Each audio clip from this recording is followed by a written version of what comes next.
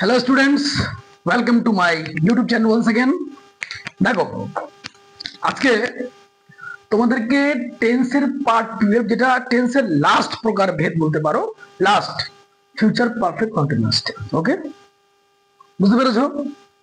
এই টেন্সের ব্যবহারটা খুব কম হয়, কিন্তু খুব কম হয় এটা বলি নাই যে হয়ই না, হয় তো তাহলে শিখতে হবে, কম হোক বা বেশি হোক শিখতে হবে। ঠিক আছে, যেহেতু এটা টেন্সের মধ্যে পড়েছে। ওকে, এর দরকার ছিল বলে তো এই টেন্সটা বানানো হয়েছে। যে কোনো জিনিস তো এমনি সৃষ্টি হয় না, যতক্ষণ না তার প্রয়োজন পড়ে। ওকে, তার মানে এর প্রয়োজন ছিল, আছে, এই জন্য এর অস্তিত্ব আছে। তাই অনেকে বলে যে না দরকার পড়ে না, দরকার পড়ে। কেন পড়ে না? এই একটা টেন্সের জন্য দেখা গেলো পুরো একটা কিছু লেখলা, একটা প্যারাগ্রাফ বা কিছু লিখছো, ওর মধ্যে একটা বাক্য যেটা এই টেন্সে পড়ছে, তখন প্রবলেম হয়ে যাবে তোমাদের। ওকে, তাই শিখে নাও ভালো মতন। দেখো, আগের মতো আমরা আবার পড়ছে দেখে নিব কি আছে। এই টেন্সের বাক্য দ্বারা বোঝায় যে ভবিষ্যতে বা ভবিষ্যৎকালে কোন সময়ের মধ্যে, কোন সময়ের মধ্যে দীর্ঘক্ষণ মানে অনেকক্ষণ ধরে ধরে কোনো কাজ চলতে থাকবে। মাথায় রাখবে, ভবিষ্যতে একটা সময় থাকবে, ওই সময় পর্যন্ত কোনো কাজ চলতে থাকবে। ওকে, সেটা হবে ফিউচার পারফেক্ট কন্টিনিউয়াস টেন্স। ডান। নেক্সট, কিংবা এটাকে আরেকভাবে বলা যায় যে ভবিষ্যতে দুটি কাজের মধ্যে, দেখবা দুটো কাজ দেওয়া আছে, ওই যে আগে যেটা করেছিলাম, একটা কাজ আগে হবে, একটা কাজ পরে হবে। তো দুটি কাজের মধ্যে একটি কাজ অপর কাজটির পূর্বে কিছু সময় ধরে চলতে থাকবে। এবার তুমি নিজের ভাষায় বুঝো এবার কি বলতে চাইছে। বলার মানে, মনে করে এখানে কাজ দেওয়া, দেখো এক্সাম্পলটা ক্লিয়ার করো। তুমি আসিবার পূর্বে মানে তোমার আসার আগে, তুমি আসিবার পূর্বে মানে তোমার আসার আগে আমি কাজটি করতে থাকবো। এটা বলি নাই যে কাজটি করে নিয়ে থাকবো না, কাজ কমপ্লিট হয়নি, কাজটি রানিং থাকবে, ইন প্রোগ্রেস, কাজটি চলতে থাকবে, কন্টিনিউ থাকবে, কাজ কিন্তু কমপ্লিট হবে না। ঠিক আছে, কাজটা চলতে থাকবে।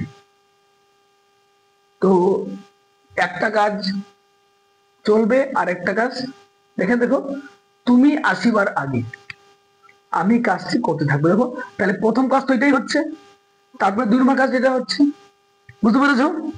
ঠিক না? তো যে কাজটি আগে থাকবে সেই কাজটাই চলতে থাকবে। এই কাজটাকে আমরা ফিউচার পারফেক্ট টেন্সে, ফিউচার পারফেক্ট কন্টিনিউয়াস টেন্সে ট্রান্সলেট করব। ওকে, এবার ফিউচার পারফেক্ট কন্টিনিউয়াস টেন্সের রুল কি আছে? সাবজেক্ট উইল আমরা ভালো মতন জানি, হ্যাভ এর আগেও শিখে নিলাম ভাব কি, বিন, হ্যাঁ যেহেতু পারফেক্ট কন্টিনিউয়াস বিন তো আসবেই, ভার্বের সঙ্গে আইএনজি যেহেতু কন্টিনিউয়াস, অবজেক্ট দিয়ে দিলাম। ক্লিয়ার না? এবার এই দুইটা বাক্যকে জয়েন করার জন্য কি লাগবে?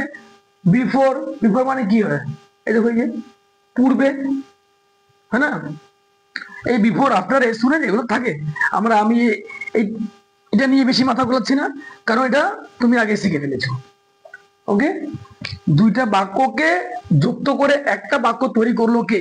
এই যে ওদের যে কানেকটিভস, যে লিঙ্কার আছে, যে আঠা বলতে পারি, দুইটাকে জয়েন করলো। ওকে, তাহলে যে কাজটি আগে হবে, যে কাজটি আগে হবে রানিং থাকবে, তাকে আমরা ফিউচার পারফেক্ট কন্টিনিউয়াস টেন্সের রুলে বানাবো, লিখেছি। এবার যে কাজটি পরে হবে, আগের মতো কি ছিল, যে কাজটি পরে হবে তাকে 2 নম্বর রুল কি ছিল? রুলটা এই তো সিম্পল প্রেজেন্ট, যাকে আমরা প্রেজেন্ট ইনডেফিনিট বলি, সিম্পল প্রেজেন্ট টেন্স। কি ছিল রুলটা? অ্যাফার্মেটিভ রুলটা, subject, verb 1 and then object, তাই না? মানে যে কাজটি আগে হবে তাকে আমরা future perfect continuous will have been use করব, আর যে কাজটি পরে হবে তাকে আমরা সাবজেক্ট, ভার্ব 1, অবজেক্ট। ওকে, চলো তাহলে করি। আগে চিনতে হবে যে কোন কাজটি আগে চলছিল। দেখো, তুমি আসিবার পূর্বে, তোমার আসার আগে আমি কাজটি করতে থাকবো, তার মানে এই কাজটার হওয়ার আগে থেকে এই কাজটা চলতে থাকবে। তার মানে এটা হচ্ছে future perfect tense, continuous tense. তাহলে করি এটাকে, প্রথমে কি সাবজেক্ট কি ছিল? আমি English I, and then will তারপরে হ্যাভ দিলাম, have, I will have been, রুলের মধ্যে যা আছে সেটা ইউজ করো।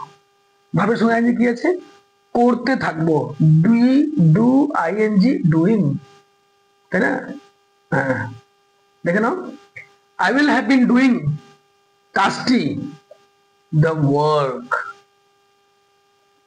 I will have been doing the work, গেল একটা বাক্য কমপ্লিট হলো, একটা বাক্য এটা কমপ্লিট, এটা বাক্যের একটা অংশ কমপ্লিট। তো এবার আঠা দিয়ে দিই, বিফোর, এই যে বিফোর দিয়ে যুক্ত করা হয়েছে, I will have been doing the work before তোমার আসা। এবার তোমার আসা একটা বাক্য, কি রুল দিয়ে হবে, subject verb one object, subject কি আছে তুমি, ইউ, ভার্ব ওয়ান কি হবে, আসা, আসা ইংলিশ কি হবে, কাম। আচ্ছা, আমি কি বলেছিলাম, যখনই সিম্পল প্রেজেন্ট রুল অ্যাপ্লাই করবে অ্যাফারমেটিভের ক্ষেত্রে বেসিক্যালি বলছি, সেক্ষেত্রে আমরা কি দেখবো, সাবজেক্ট দেখবো। সাবজেক্ট যদি হি, সি, ইট আর নেম, যদি subject he, she, it, name হয়, এই থার্ড পারসন সিঙ্গুলার নাম্বার হয়, তাহলে ভার্বের সঙ্গে কিন্তু এস বা ইএস অবশ্যই যুক্ত করতে হবে। ওকে, এবার এস বাই এস কি করে যুক্ত হয় আমরা সিম্পল প্রেজেন্ট টেন্স রুলটা দেখে নিব ভালো মতন, ওখানে ক্লিয়ারলি বোঝানো আছে। ওকে, তাই এবার দেখো, এটা যেহেতু এই বাক্যটা আমার সিম্পল প্রেজেন্টে বানিয়েছি, সাবজেক্ট কি আছে ইউ, দেখো তো ইউ কি third person singular number, he, she, it, name না, ইউ তো থার্ড পারসন সিঙ্গুলার নাম্বার, এটা তো সেকেন্ড পারসন, তাই ভার্বের সঙ্গে কি এস বাই এস বসবে, কখনো বসবে না। এরা থাকলে, হি, সি, ইট, নেম থাকলেই কিন্তু এস বাই এস বসবে, তাছাড়া বসবে না। যেহেতু you third person singular number না, তাই আমরা এস বাই এস দেব না। দ্যাটস ইট, ক্লিয়ার হয়ে গেল। তো I will have been doing the work before you come, কত সিম্পল। নেক্সট, শিক্ষক আসার আগে, এই যে শিক্ষক আসার আগে, আগে মানে আঠা, দুইটা বাক্যটাকে জয়েন করবে। ছাত্রটি, স্টুডেন্টস, পড়তে থাকবে, দেখো তার মানে এই কাজটা হওয়ার আগেই এই কাজটা চলতে থাকবে, বাস ক্লিয়ার। তাহলে এই কাজটা হচ্ছে কি ফিউচার পারফেক্ট কন্টিনিউয়াস। তাহলে ছাত্রটি, the students will have been, দেখো রুলের মধ্যে আছে, আমি আমার মন থেকে কিছু দিচ্ছি না, will have been, the students will have been, পড়তে থাকবে, পড়া ইংলিশ রিডিং, স্টাডিং হয় reading, the students will have been reading before শিক্ষক আসা। এবার প্রথম কাজটা এটা হয়ে গেল, এবার যে সেকেন্ড কাজটা তাকে আমরা সিম্পল প্রেজেন্ট রুল দিয়ে বানাবো। তো সাবজেক্ট কি আছে শিক্ষক, শিক্ষক কি বিফোর দ্য টিচার, আসা ইংলিশ কি হবে, এখানেও আসা ছিল, কম লিখেছি, এখানেও কম লিখবো। এবার বলো এখানে কি এস বাই এস যুক্ত হবে, যেহেতু সেকেন্ড বাক্যটাকে আমরা সিম্পল প্রেজেন্টে বানিয়েছি, তো সাবজেক্ট দেখো আমরা হি, সি, ইট, নেম কি পড়ছে, যদি এই চারখানার মধ্যে পড়ে তাহলে আমরা এস বাই এস দিব। দেখে নাও, টিচার শিক্ষক তো নাম, তাই নাম, একটা নাম আছে কি, হ্যাঁ একটা নাম আছে, তাহলে ভার্বের সঙ্গে এস বাই এস দিয়ে আমরা বাধ্য হয়ে গেলাম, তাই এখানে এস বসবে full stop. So the students will have been reading before the teacher comes. Okay, চলো এটা হয়ে গেল। ছাত্রটি পড়তে থাকবে, হ্যাঁ যদি কোনো থাকতো ছাত্রটি বই পড়তে থাকবে, বই লিখতাম, অবুক নাই দিলাম না। সূর্য অস্ত হওয়ার আগে বা সূর্য অস্ত যাওয়ার আগে, কি ব্যাপার, এখানে আবার আগে আছে, তাহলে বিফোর।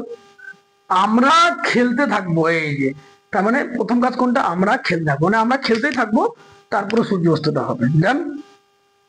আচ্ছা, তাহলে প্রথম কাজ সূর্য অস্ত হওয়া, আমরা খেলতে থাকবো, আমরা ইংলিশ কি হয়, উই, তারপরে উইল, তারপর ধরে বলো, হ্যাঁ will have bin,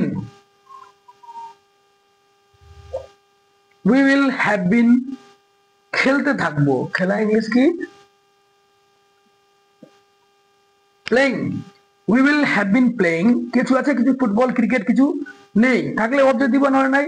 so we will have been playing before, before সূর্য অস্ত হওয়া, তাহলে সূর্য অস্ত হওয়া, এটাকে আমরা কি প্রথম বাক্যটাকে ফিউচার পারফেক্ট করে বানালাম, যে বাক্যটা পরে হবে, যে কাজটা পরে হবে তাকে আমরা সিম্পল প্রেজেন্ট। সাবজেক্ট ভার্ব নাও, সাবজেক্ট কি আছে? সূর্য, দ্য সান।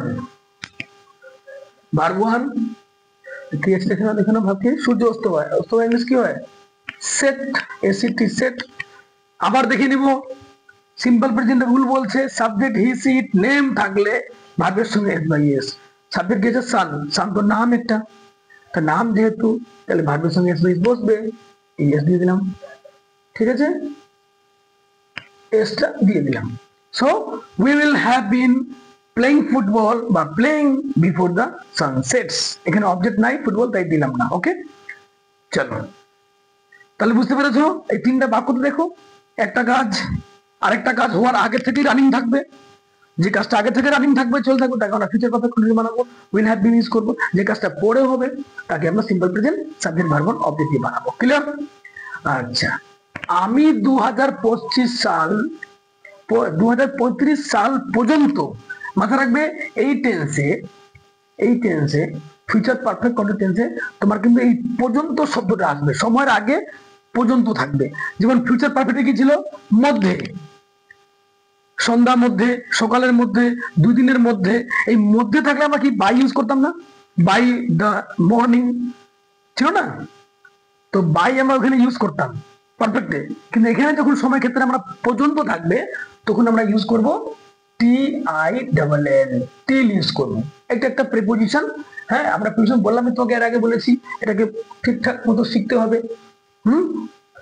চলো তো দেখি, আমি এখানে কিন্তু আমি 2000 সাল পর্যন্ত 2035 সাল পর্যন্ত এই স্কুলে পড়তে থাকবো। এখানে কিন্তু দুটো কাজ হচ্ছে না, একটাই কাজ সময় দেওয়া আছে। মানে এই লেখা দেখো, প্রথমে দেখো লিখেছি কোন সময়ের মধ্যে দীর্ঘক্ষণ ধরে, মানে অনেকক্ষণ ধরে, অনেক সময় ধরে কোনো কাজ চলতে থাকবে। এই যে 2035 সাল অব্দি পড়াবো আমি এই স্কুলে পর্যন্ত। তো সাবজেক্ট কি আছে? I, then will have been, I will have been। পড়াতে, পড়ানো কিন্তু টিচ হয়, TEACHING। I will have been teaching এই স্কুলে, in